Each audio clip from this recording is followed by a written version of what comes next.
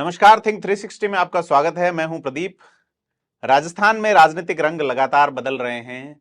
राजनीतिक फिजाएं अलग अलग तरह की हवाओं से लबरेज हो रही हैं। हम बात करते हैं आंधियों के इलाके से, हम बात करते हैं देश के सीमावर्ती बाड़मेर जैसलमेर से, जो कि सबसे बड़ा लोकसभा क्षेत्र राजस्थान का है। और वहां पर जो बदलाव हुए हैं बीते 7 दिन में, उस पर बात करने के लिए हमारे साथ बाड़मेर जैसलमेर सीमावर्ती क्षेत्र में भारतीय जनता पार्टी के नेता और सामाजिक कार्यकर्ता के तौर पे कई संगठनों में सक्रिय राजेंद्र सिंह बिहाड़ है। राजेंद्र जी, आपका स्वागत है बहुत बहुत थैंक यू, हमारे यहाँ पे। धन्यवाद। और हम दो तीन बिंदुओं पे बात करना चाहेंगे। चर्चा में है बाड़मेर असदुद्दीन ओवैसी की सभा को लेकर। बाड़मेर जैसलमेर का मुसलमान जो कि कट्टर नहीं माना जाता है, एक एएमआईएम जैसी कट्टर पार्टी से कैसे जुड़ाव महसूस कर पाएगा वो? मुझे नहीं लगता किसी एक सभा से कोई किसी का जुड़ाव हो गया हो, ऐसा तो मैं इस तरह से तो नहीं मानता। सभा में भीड़ बहुत थी, गागरिया जहां पे ये कार्यक्रम हुआ। जो गागरिया गांव, यदि आप कभी आपको जाने का मौका मिले तो वहाँ ऑलरेडी आसपास जो है अल्पसंख्यक बहुल गांवों के बीच में आया हुआ है। तो वहाँ वैसे ही ऑलरेडी खूब संख्या में लोग आते हैं, बाजार है, खरीदारी करने आते हैं। और कोई भी नेता कहीं से बाहर से आता है तो एक देखने का चाव भी हो जाता है उसको। कोई मैं इसको जुड़ाव या ऐसा तो नहीं मानता। लेकिन ये बात जरूर है कि इस तरह की कट्टरपंथी विचारधारा यदि सीमा क्षेत्र पर फैलती है और वो ऐसा वर्ग जो सामान्यतः इतना कट्टर नहीं है और उसको कट्टरवाद में तब्दील करने की कोई मुहिम चलती है, तो ये निश्चित तौर पर हम सभी के लिए एक अलार्मिंग चीज तो है। उन्होंने जो स्पीच दिया ओवैसी ने, उसमें कहीं कट्टरवाद जैसी बात नजर नहीं आई, जिसमें उन्होंने एससी को जोड़ने की कोशिश की है। उदाराम मेघवाल जो कि पहले आरएलपी से कैंडिडेट रहे हैं, और अब उन्होंने कहा है कि उदाराम मेघवाल विधायक बनेंगे। या आपने मतलब एक वो जो एससी और अल्पसंख्यक गठजोड़, अल्पसंख्यक में भी खास करके मुसलमान गठजोड़ करने की जो कोशिश उन्होंने की है। लेकिन बाद का जो स्पीच अमीन खान का आता है, अमीन खान को ओवैसी भी चुनौती देते हैं कि आप अगली बार विधायक नहीं बन पाएंगे। लेकिन अमीन खान ने ओवैसी का पाकिस्तान से कनेक्शन बता दिया, तो ये कहां तक? ये तो जांच का विषय है। जी। यदि मान लो वहां सिटिंग एमएलए ने ऐसा कोई आरोप लगाया है, चार्ज लगाया है, तो उसकी जांच होनी चाहिए, एजेंसियों को जांच करनी चाहिए कि भाई किस कारण से हुआ है। लेकिन इस बारे में तो वो जो जिन्होंने चार्ज लगाया वो ज्यादा बोल सकते हैं। ओवैसी जी किसको विधायक बनाना चाहते हैं ये उनका निजी मसला है। उनके चाहने से ही यदि विधायक कोई बन रहे हैं तो 3 लाख वोटर जो शिव का है, उसकी जो इंडिपेंडेंट विल है, स्वतंत्र निर्णय है, उसका क्या होगा। लेकिन सब पार्टियों को अपनी भी एक बात कहने का हक है। लेकिन मैं जो दूसरी बात कह रहा हूँ कि आप चुनाव के दिनों में कोई भी पॉलिटिकल पार्टी हो, उसको ये संवैधानिक अख्तियार तो है कि वो आकर के अपनी बात पब्लिक के बीच में कहे। जी। लेकिन आप चुनाव के 4 दिन में कोई लच्छेदार भाषण करके और जनता को जो है बरगला करके वोट ले लें और विधानसभा के अंदर अपना रिप्रेजेंटेटिव चाहते हैं, तो ये अपने आप में कोई अच्छी बात नहीं होती है। जिस किसी राजनीतिक दल को, चाहे वो कोई सी भी पॉलिटिकल कलर अथवा आइडियोलॉजी का है, उसको वहां के आम आवाम, पश्चिमी राजस्थान के आम आवाम के हितों की चिंता यदि वो करते हैं और उस पर उनका कोई होमवर्क है और फिर वो जनता के उस होमवर्क की बुनियाद पर जाकर के जनता से वोट और जनमत मांगते हैं, तो ये तो उनका लीगल राइट है। तो ऐसा तो कुछ है नहीं। ये चुनावी मौसम में जिस तरह से अलग अलग नमूनों से मेडकों की टर्राहट बढ़ जाती है, तो मैं इसको चुनावी मौसम की टर्राहट ज्यादा कोई गंभीर से लेने में भरोसा नहीं रखता हूँ। सर, मुसलमान वोट बैंक अगर ओवैसी की ओर जाते हैं, जैसा कि अब तक के चुनाव में होता नजर नहीं आया, यूपी में भी उन्होंने बहुत कोशिश की थी पर बहुत कम वोट रह गए, तो राजस्थान में अगर मुसलमान ओवैसी की ओर जाते हैं तो उसका तो सीधा फायदा बीजेपी को हो रहा है। बीजेपी को फायदा एक ही बात का होना है, जो कांग्रेस का कुशासन है, जो चीफ मिनिस्टर अशोक गहलोत साहब के जो 4 साल का कुशासन है, उसको जनता ने भोगा है। और उसके खिलाफ भारतीय जनता पार्टी को इस तरह के किसी भी तरह के जो एक काल्पनिक फायदा हो जाएगा, इसके बजाय सीधा जनता जो है इसको चुनेगी। इसके बीच में कौन ओवैसी है, कौन फला है, ये सारे जो है ये नॉन प्लेयर है इस इलेक्शन में। सीधे मुकाबले में हम कांग्रेस पार्टी को परास्त करेंगे और यही जनता का मानस है। सर, आप बाड़मेर जैसलमेर और अब बालोतरा भी जिला बनाने की घोषणा हो गई है। यहाँ पूरे जिले में आप लगातार पूरे दोनों जो ये लोकसभा क्षेत्र है, दोनों जिले हैं, यहाँ पे आप सक्रिय रहे हैं। सामाजिक बदलाव क्या होंगे? मतलब अगर मान लीजिए ओवैसी आता है और मुस्लिम उसके साथ जाते हैं। ये दुर्भाग्य होगा यदि इस तरह की कोई भी कट्टरपंथी मुहिम वहां सीमावर्ती क्षेत्र पर, यदि आप जैसा कह रहे हैं वैसा हो गया तो, लेकिन मुझे पूरा विश्वास है कि इस तरह की कोई घटना नहीं होने जा रही। कांग्रेस भारतीय जनता पार्टी के बीच में वहां द्विध्रुवीय राजनीति है, वो द्विध्रुवीय राजनीति ही अगले इलेक्शन में भी रहने वाली है। तो इस तरह की कोई मुझे लगता नहीं दूर दूर तक संभावना। जिला बनने की जहां तक जो आपने कहा है, तो ये एक पुरानी मांग थी बालोतरा की, और ये उचित निर्णय है। इसमें कोई बिना कोई पार्टी पॉलिटिक्स के मैं ये बात कहने को तैयार हूं।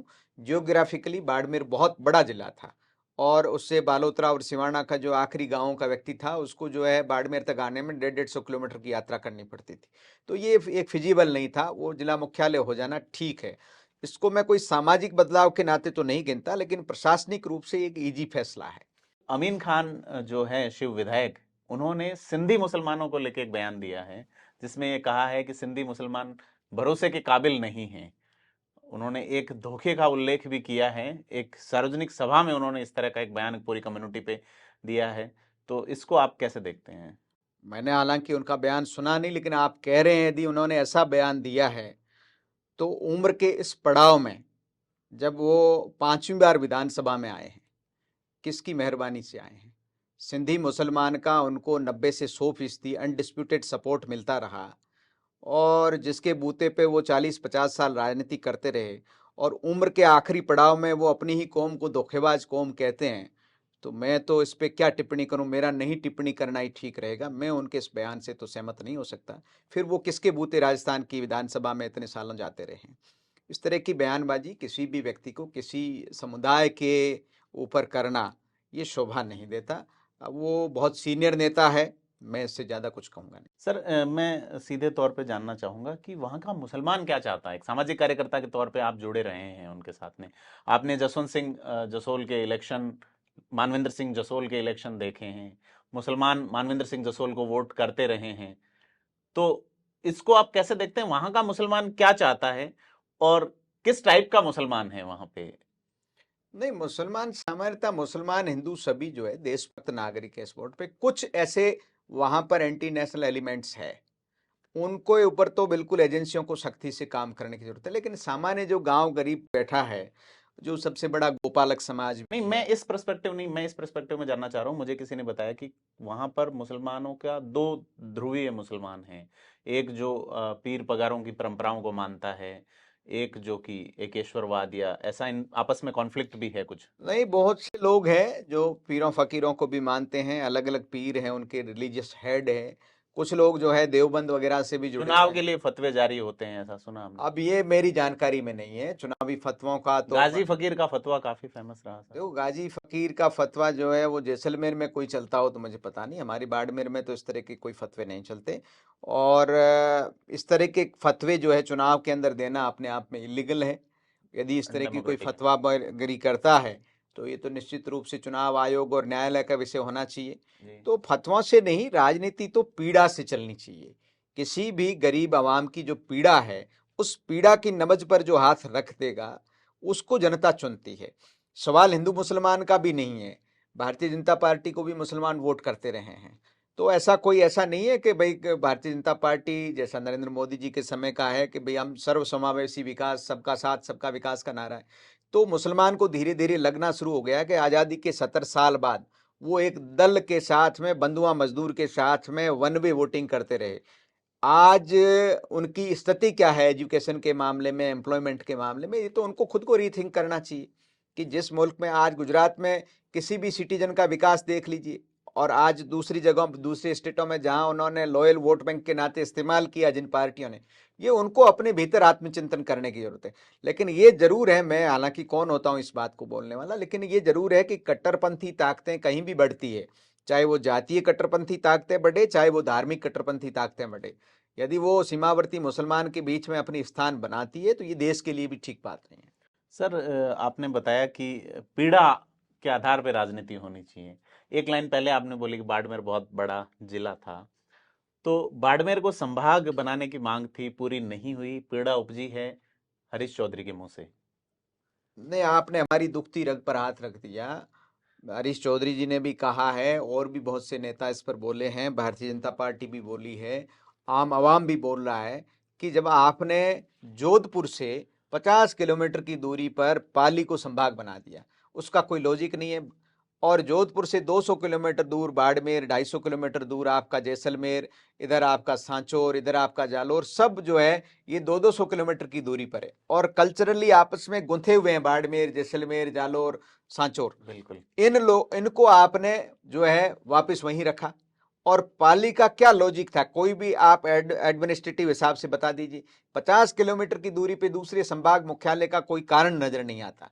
तो अशोक गहलोत, मुझे जो लग रहा है कि उनको शायद लगा होगा कि वहां पर हेमाराम जी जैसे कद्दावर नेता है, या तो वो उसको लगा होगा कि इसका श्रेय ये लोग ले जाएंगे, उनको मिलेगा, तो उनके प्रति उनकी जो दुर्भावना है।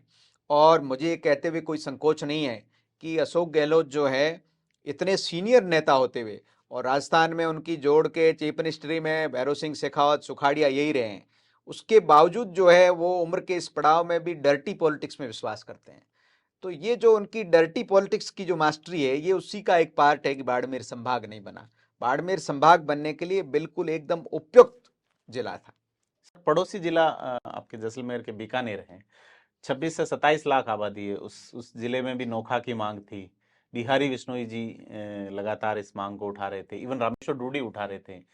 तो डूडी वाले एंगल से ही देखें तो बीकानेर के भी पार्ट नहीं किए गए। इससे लगता है कि अशोक गहलोत जो भी जाट नेता उभर सकते हैं उनको, उनमें इनसिक्योरिटी की एक भावना है। मुझे लगता है इनसिक्योरिटी तो उस आदमी को होनी चाहिए जो नया हो, लेकिन जो जीवन के इस पड़ाव में हो कि जब आपने एक राजनीति की एक मुकाम हासिल कर लिया, 3-3 बार राजस्थान जैसे बड़े सूबे के आप चीफ मिनिस्टर रह गए, लेकिन उनके बयानात और उनके पॉलिटिकल एक्शन में जो है वो बड़प्पन नजर नहीं आता। तो वो जो है इस बात की इनसिक्योरिटी फील करते हैं कि ये फला व्यक्ति बढ़ जाएगा, इसको कुछ मैंने दे दिया तो फला व्यक्ति का राजनीतिक कद बड़ा हो जाएगा। ये 24 घंटे जब कोई पॉलिटिकल व्यक्ति इस तरह की प्लस माइनस लगाता है, तो फिर वो जो फैसले निकल के आते हैं वो व्यक्तिगत द्वेष से निकल के आते हैं। तो कॉन्स्पिरेंसी किंग है, षड्यंत्र के महारथी हैं, ये कुछ भी कर सकते हैं। एक सवाल, आखिरी सवाल आपकी पार्टी से। आपकी पार्टी के मुखिया बदल गए हैं, पुनिया जी को हटा के सीपी जोशी जी लाए हैं। हटा के नहीं, कार्यकाल पूरा हो गया जी, करेक्ट करिए। इसको ऐसे भी देख सकते हैं, कार्यकाल पहले पूरा हो गया था। कार्यकाल तो जेपी नड्डा जी का भी पूरा हुआ, लेकिन उन्हें एक्सटेंशन दिया गया राष्ट्रीय स्तर पर। सतीश पुनिया जी को प्रतिपक्ष नेता बनाए जाने की बात चल रही है, जैसा कि सूत्रों से पता चल रहा है। बेहतर ये होता कि उन्हें पहले प्रतिपक्ष नेता बनाया जाता, फिर बदला जाता। खैर, वो सारी राजनीतिक बातें हैं, लेकिन इससे आपकी पार्टी के निचले स्तर के कार्यकर्ता में क्या असर पड़ेगा? कोई भी पार्टी जो आइडियोलॉजी बेस्ड होती है, काडर बेस्ड होती है, वो एक विचार के प्रति प्रतिबद्ध होती है, किसी व्यक्ति के प्रति प्रतिबद्ध नहीं होती। और आपने पूनिया जी का बयान सुना होगा, उन्होंने कहा कि पार्टी जो मुझे अवसर देगी, पार्टी ने 3 साल उनको लीडरशिप करने का अवसर दिया और उन्होंने बहुत शानदार तरीके से पार्टी को चलाया। प्रतिपक्ष के नाते, चाहे जन आक्रोश यात्रा के नाते, चाहे विधानसभा घेराव के नाते, उनका कार्यकाल बहुत शानदार रहा।